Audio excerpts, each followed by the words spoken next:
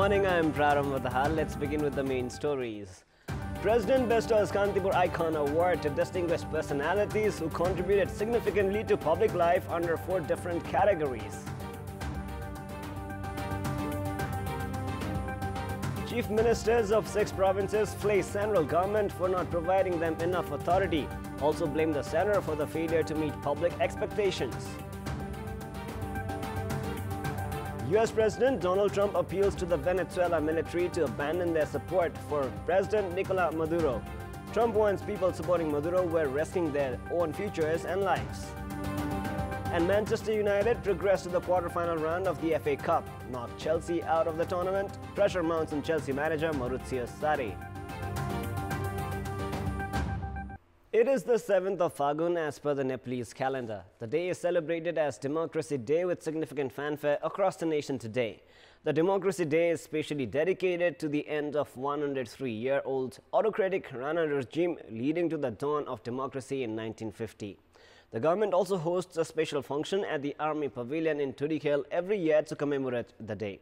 Likewise, various functions are also held across the country to share and extend the greetings of the Democracy Day today. Let us now move to other news now. Chief ministers of the 6 provinces said that despite the implementation of federalism, due to lack of necessary rules and regulations, the provinces have not been able to discharge their duties effectively. Addressing Kantipur conclave, the 6 chief ministers flayed the federal government, claiming that they had been rendered powerless by the central government. Speaking at the Kantipur conclave that also coincided with the passing away of 1 year of the formation of provincial governments, chief ministers of the 6 provinces stated that 1 year period was more or less a learning process. They, however, blamed the federal government for their inability to address the expectations of the general public. The chief ministers said that issues including lack of regulations, staff management, power sharing, development projects have given way to increasing differences between the center and federal government. They added that they were not able to utilize a number of rights enshrined in the constitution. Meanwhile, chief ministers also assured that despite the challenges seen in the initial years, the provincial structures would be institutionalized in the coming years. The chief ministers also opined that since provinces were the backbone of the federal government, they should be given more authority. Personalities who had contributed significantly to public life were honored with Kantipur Icon awarded by Kantipur Foundation, a non-profit philanthropic wing of Kantipur Media Group. President Bidadevi Bhandari awarded Kantipur Icon Award to the deserving personalities under 4 different categories. On the occasion of the 26th anniversary of Kantipur publications, awards were given away under sociopolitics, arts and literature, business and economy, and science and research categories. The Durma Suntali Foundation of artist duo Sitaram Khattel and Kundana Ghimire were awarded with Kantipur Icon under sociopolitics category.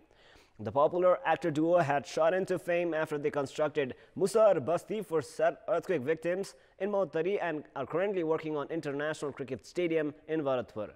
In science and research category, horticulturist Mukunda Ranjit was given away the Kantipur Icon Award for his outstanding contribution in the sector.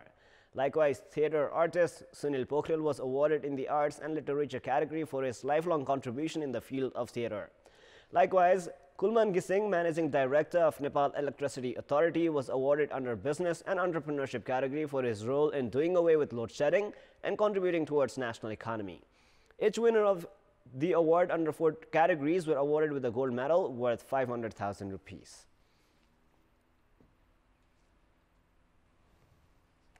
Industrialists have pointed out lack of government policies and coordination among the stakeholders to rope in foreign investment in the country.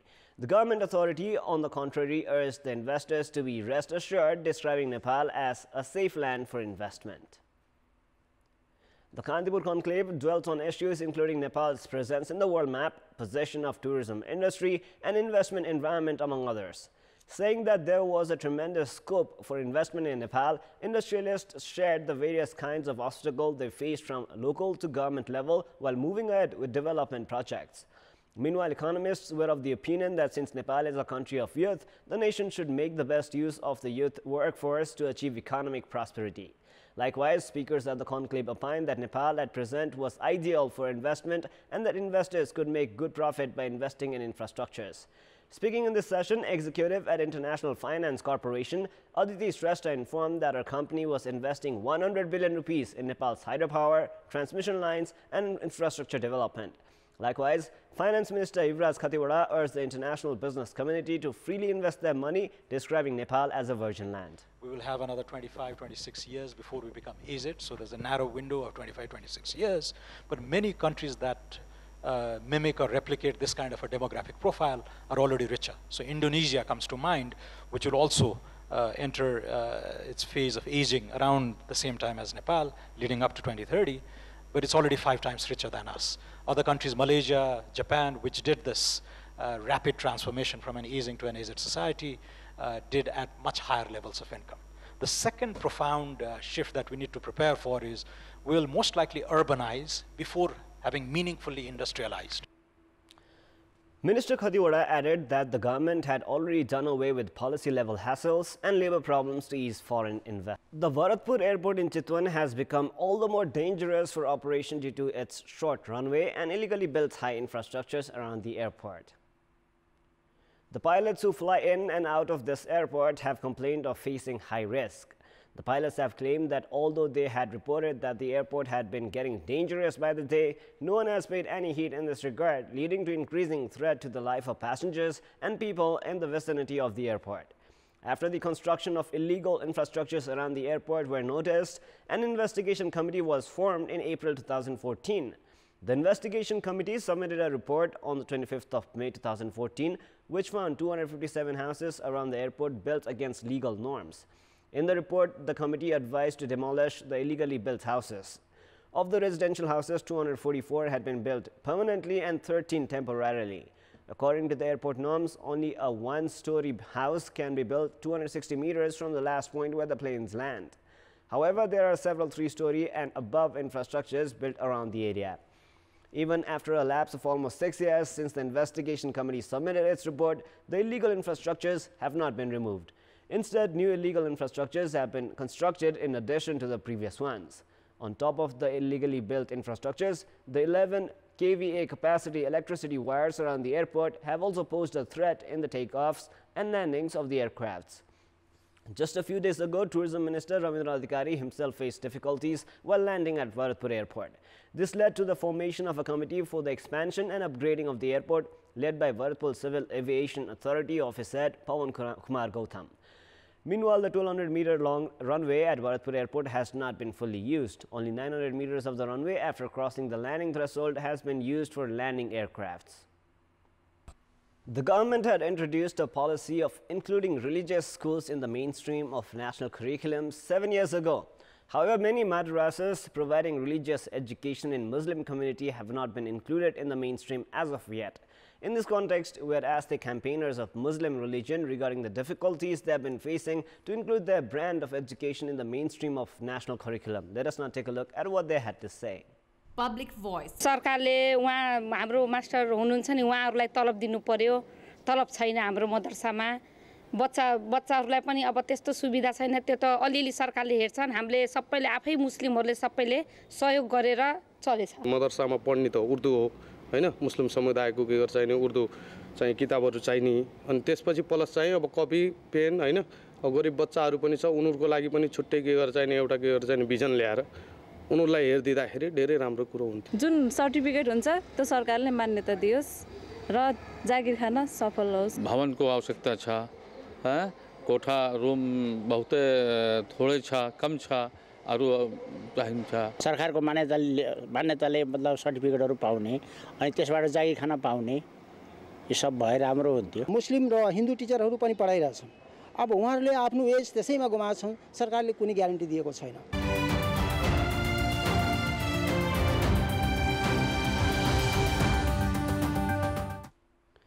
It is now time for our segment Public Pulse, where you text us with your opinion. Public Pulse. The question is, why is there no initiative taken to remove illegal infrastructures built around Bharatpur Airport? Your options are A, local level not interested, B, not in the priority, and C, lack of pressure of airport management. The voting is on. You can type NEWS, select your option A, B or C, and then send it to 34001 to share your opinion with us. With this, let us move on to the sports news. Sports news. Manchester United have progressed to the quarter-final round of the FA Cup as they knocked out their familiar rivals Chelsea FC. Chelsea manager Maurizio Sarri said his team played confused football as Manchester United won at the Stamford Bridge to reach the FA Cup quarter-finals. The result throws Sarri's reign deeper into crisis, while United delivered the perfect response to their first defeat under Ole Gunnar Solskjaer to set up a last-day tie against Wolves.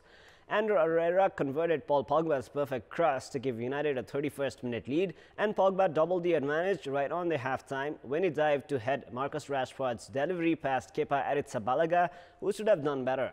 As Chelsea slumped tamely to another damaging defeat, their fans turned on Sarri.